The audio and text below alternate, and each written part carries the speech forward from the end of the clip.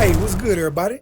This your boy, Tony Max. Y'all know I do it to the max. Coming back at y'all again with another fantastic episode of Truth to Life, where we discuss real life issues that affect real live people in real everyday life. Well, in today's issue, we're going to discuss a disease that modern-minded women are suffering from. And this particular disease is something that I've termed PS. Well, gee, what is PS? PS is the princess syndrome.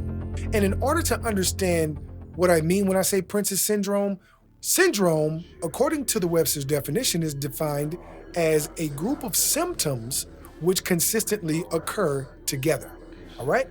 Now we have the definition. Well, let's put this into proper perspective. What we're going to deal with first is the fantasy.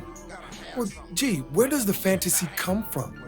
Well, the fantasy comes from early childhood years when our personalities are being formed in order to instruct us or inculcate us with the operating system that we need in order to make it through life. This is what I mean. All the men in the family, grandfathers, fathers, uncles, etc., they cater to the little girls and treat the little girls as though they're princesses, and many times give them this nickname. Fine. The media, meaning cartoons, books, stories, and movies, they craft this Cinderella story to further educate the women on, hey, look, this is who you are, this is your role in society, so this is who you should aspire to be. No problem. Here's where the issue comes in.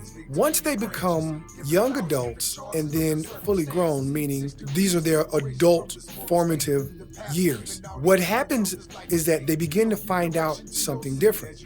Depending on their level of attractiveness during high school, they get certain responses and or lack thereof. After high school, that's when it really hits. Bam, they're either on college or they've chosen to go into trade school, whatever the case may be. So now they're grown and they're getting all this attention from guys at different levels. If you're attractive and have always been attractive, you've always been used to receiving lots of attention. And if not, then the opposite is true. Here's how this plays out. Music nowadays and media nowadays is attempting to indoctrinate women with this false belief that they don't need men. And women away from men means bad money-making decisions. So no budgeting, because there's no discipline, no structure and order there to curtail the spending. So what do you have? You have this massive population of single women and single mothers, inevitably, who have out-of-control spending habits. What does this do?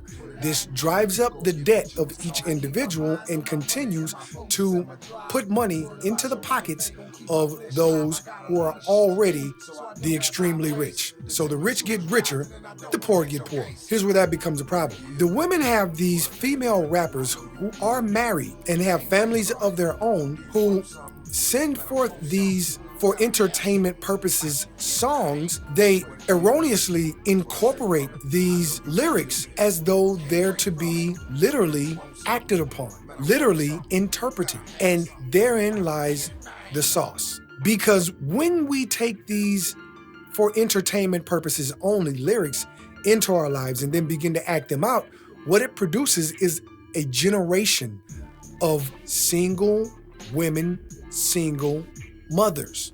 And a single mother is a failure. If you are a mother without a marriage and a husband, you are a failure by definition of what the family, the nuclear family, consists of. Or maybe I should say the biblical family consists of. Anywhere on the planet, a family is a father and a mother and children. That's what a family is. So they have had this fantasy pushed on them from all outlets, and they find these guys, everyone is looking for the top 1%, the 1 to 10% of men, and they already have way too many options, because if all the women are looking for the same guys and there are not that many of those guys available, then what's going to happen?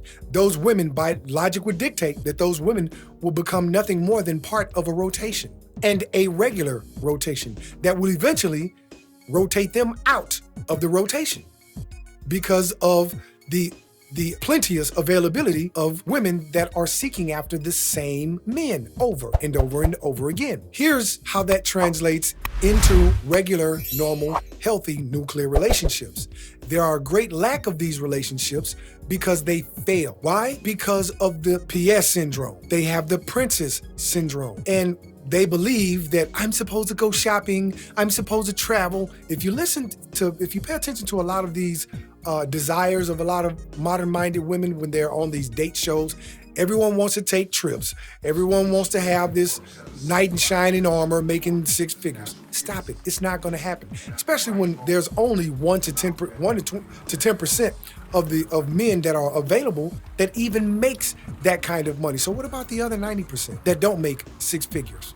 What about them? And this is the percentage of men that have become or that are transitioning into becoming passport bros because the women are not interested in these guys. The guys could be handsome guys or average looking guys, but the women are not interested in them because they can't go on trips all the time and get all kinds of expensive bags and clothing and shoes, etc. That's not what a relationship is supposed to be focused on. It's not what it's built off of, shopping and trips.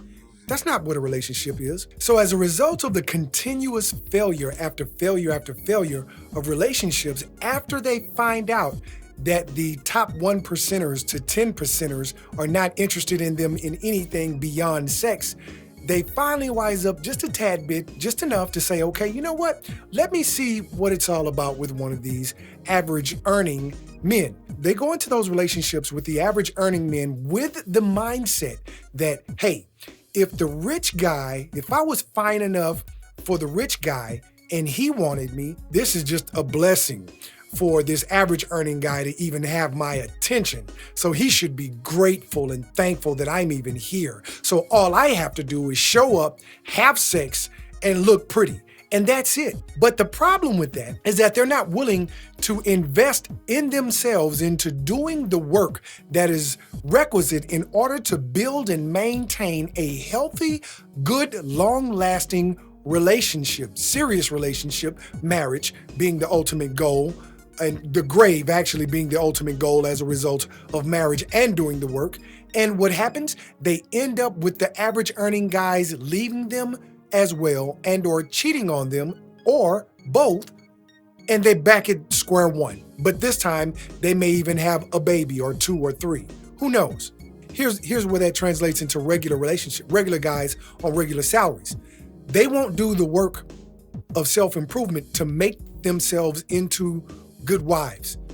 Being a wife and being a good wife and being a good husband is a lifelong pursuit of self-improvement on both sides. The man can't just come in a relationship thinking, oh, all I got to do is go make the check and bring it home to baby and she does everything else. No, bro, that's not what it's about. It's work. It's work. Just like women got to work, we got to work too. So that's a two-way street. And that's the reason, because either one or both parties are refusing to do the work. Now, then we fast forward that into coping skills. So when the man, and all I'm speaking of are intelligent guys for the most part that are of marrying age, meaning above 40, above 35, between 35 and 60.